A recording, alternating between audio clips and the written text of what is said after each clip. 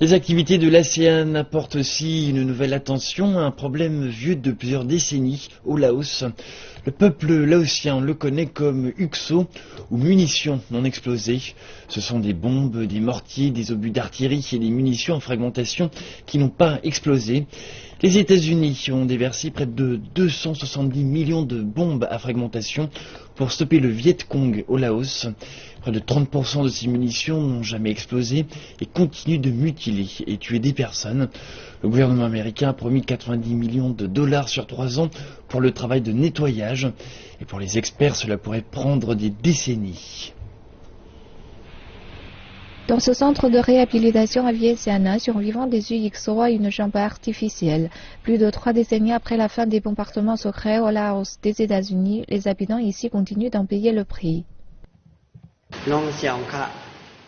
J'ai perdu ma jambe en 2014, je suis allé dans le champ pour aider ma mère à planter des cultures, j'ai commencé à creuser et n'ai pas vu la bombe à fragmentation. Je l'ai touchée et elle a explosé. Le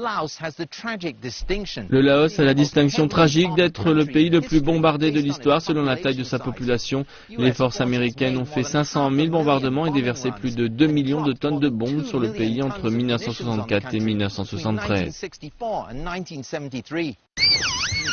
Ce sont les munitions à fragmentation qui sont les plus répandues. Des dizaines de millions d'entre elles reposent encore dans les champs, les forêts, près des villages. Les gens ont peur de nettoyer les terres pour l'agriculture, de creuser leurs champs, de construire des routes. C'est un coup dur pour un pays dans lequel près d'un quart de la population vit dans la pauvreté. Il y a 96 districts et l'on considère que 47 districts sont pauvres. Parmi eux, 41 districts sont touchés par les munitions non explosées. Évidemment, nous voyons qu'il y a un rapport entre les munitions non explosées et la pauvreté des habitants dans ce pays. L'agence gouvernementale UXO Lao et 4 groupes internationaux travaillent pour débarrasser les terres de ces engins explosifs.